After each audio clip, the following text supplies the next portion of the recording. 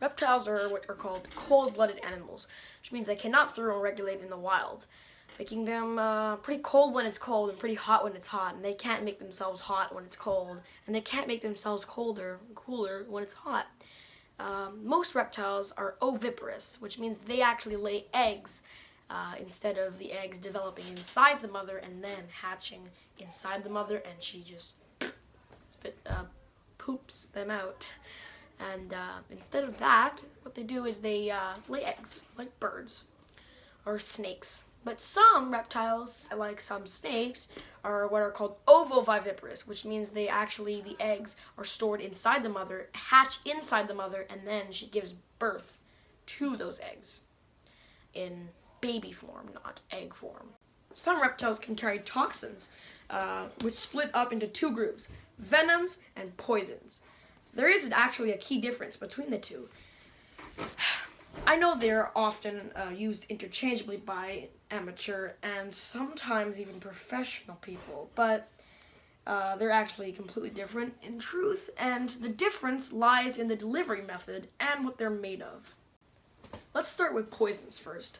Poisons are chemicals and toxins that are made up of toxins, chemicals, and other sorts of stuff that is not generally made of protein. Now, this stuff means that it will hurt you if it's inhaled, ingested, or absorbed. Meaning, if you breathe it, inhale, absorb it through your skin, or ingest it, which is eating it or drinking it. Poison is present in many different chemicals. It's present in cleaning products too. It's present in bleach. It's present in Windex. And the reason why I'm saying poison's in here is not because literally poison is in there, it's because just the substance that's inside can be poisonous if ingested. So that's why you don't want to drink Windex. Other poisons can be found in animals, like poison dart frogs, for example, and blister beetles. Poison dart frogs get their poison from ants that they eat, and they store it under their skin. And they secrete it from their skin, and they can get onto your skin. Once it doesn't get absorbed by your skin, you actually have to eat it. So that is still a poison because you are ingesting it, it's not getting injected into you. Another example is the blister beetle. Blister beetles carry a very dangerous, deadly toxin. It's not very deadly, but they can actually form blisters on your skin, and it does go under your skin, and your skin absorbs it, making it poison, not venom. Venom, on the other hand, actually has to be injected into your system. Rather than being ingested, absorbed, or inhaled, venom is only injected, and actually, if it can't be absorbed, the molecules are too big, if you inhale it or ingest it, if you drink venom, it can't actually affect you unless you have any ulcers or cuts on the inside of your stomach or your esophagus, mainly because it's mainly made out of protein, so your body will digest it. Also, pretty much the short answer to this and the short story is basically venom has to be injected into you to actually affect you, whereas poison has to be ingested. Venom is injected, like snakes, for example, a cottonmouth. It's a pit viper found in southeastern United States, or the giant desert hairy scorpion, which is another venomous animal with a venom-injecting stinger that injects a neurotoxin, whereas the other one injects a hemotoxin. Now let's get to the key differences of why these two toxins are so different. Like I said before, venom is mainly proteins. It's made up of toxic enzymes and proteins, whereas poison is mainly just made up of energy, and it's made up of chemicals. So there's a lot of chemical reaction going on in poison, whereas venom is basically just toxic proteins and enzymes that are just built to be injected, whereas poison is pretty much only built to be inhaled, absorbed, or ingested. There are such things as ingested poisons, inhaled poisons, and absorbed poisons, but they're all poisons. And venom is not actually known as an injected poison. Poisons are never injected because if they are injected, because their molecules are so thin, that your body will actually detect it as something toxic before it has a chance to actually go through your bloodstream, making poison far less effective if injected than if ingested. Your body will not be able to detect it as toxic. Your body will not be able to digest it, and your body will absorb it, and the toxins will spread throughout your body quickly and can get to your heart. So that's why poison is deadly if ingested, inhaled, or absorbed, depending on what kind of poison you're dealing with. Whereas venom is actually deadly if injected, because the molecules are big enough for your body not to be able to detect. Now that we got the difference between poison and venom out of the way, let's continue talking about reptiles. Here's a nice example of a non-venomous reptile here. This is my adult 18-year-old corn snake, and as you can see, she's getting ready to shed. Now, it looks like she's out of shed cycle, and she is out of shed cycle, but one thing about most snakes anyway is that before they're about to shed, they look totally normal, and then they shed. So pretty soon, some of her skin is already coming off, but her scales, I'm not going to pull them off because that's a bad thing to do.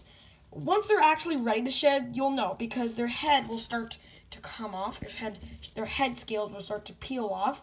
Then, once they're actually starting to fully peel off, you can actually help them shed. You place the snake somewhere on a thin surface or a table, then you gently press your arm or hand down onto the snake, gently and very, very, very gently.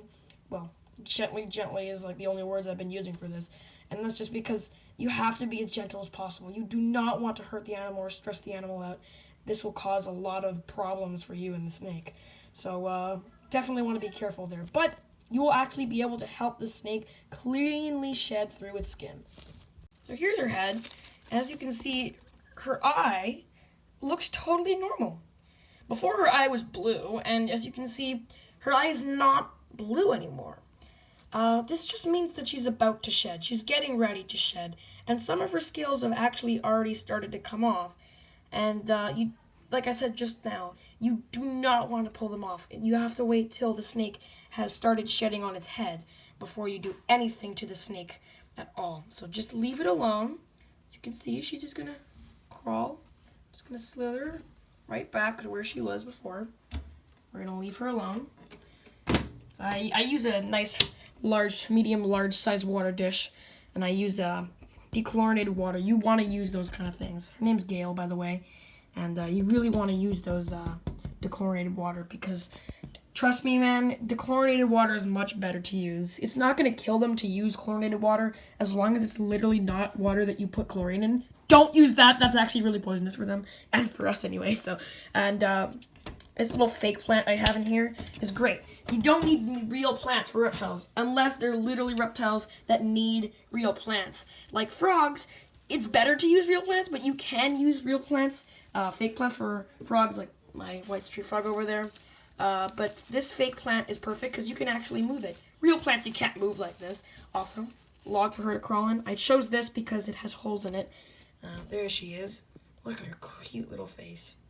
And right here, this is old stuck shed from her old shed. This is when she last shed a month ago. Every month she sheds. And here's her little hide. Another fake plant covering it. And inside of there, it's nice and hot. I don't recommend using heat pads because it actually will damage the snake. So I just use these heat lamps, nice and hot, and a nice UVB line light there. So yeah, let's move on. Here's another great example of a non-venomous reptile. This is my nocturnal leopard gecko. His name's Sam, and as you can see, his tail is unfortunately gone. And this actually happens. My cat actually attacked him. So one thing to note about most geckos is that, and some other lizards as well, they can actually detach their tails, and that's exactly what he did. But good news is they can grow it back. And he's got some beautiful patterning on him. He's got some nice claws right there. And he's got some pretty sharp teeth, but he is a harmless little guy. He's got some nice looking eyes. I don't know why I'm talking about his eyes. I just recently filled up his water dish, and here is his little hide I have. I've had him for about 6 to 7 years, and he eats small crickets. Here's a nice little second hide, and his food bowl, which I put mealworms in. So, I know you probably thought I mentioned my Wright's tree frog. This is not a reptile. This is an amphibian. These are my only 2 reptiles so far. But I think I should still show him because he's really cool. Now, he's up here. There you go. He's a White's tree frog, not white tree frog, White's tree frog from Australia. They come in a variety of different colors. He's very slimy, unlike reptiles. Got a little mister right here, a monsoon mister. Nice little setup right here, a nice little hide covered in sphagnum moss. And this is his mister. We use the chlorinated water, just like with her over there and with him. But other than that, he's cool. I check his temperature all the time. He's got some nice little setup. He doesn't have a little background, foam background. We're probably gonna end up placing that though, putting that in. These are the snake tongs I use to feed her. She eats rats because she's actually a species of rat snake. So that's about all my reptiles I have so far. So that's it. I hope you guys enjoyed this video on reptiles. If you leave a like, I'll be happy. And definitely make sure to subscribe. See you later, guys. Bye.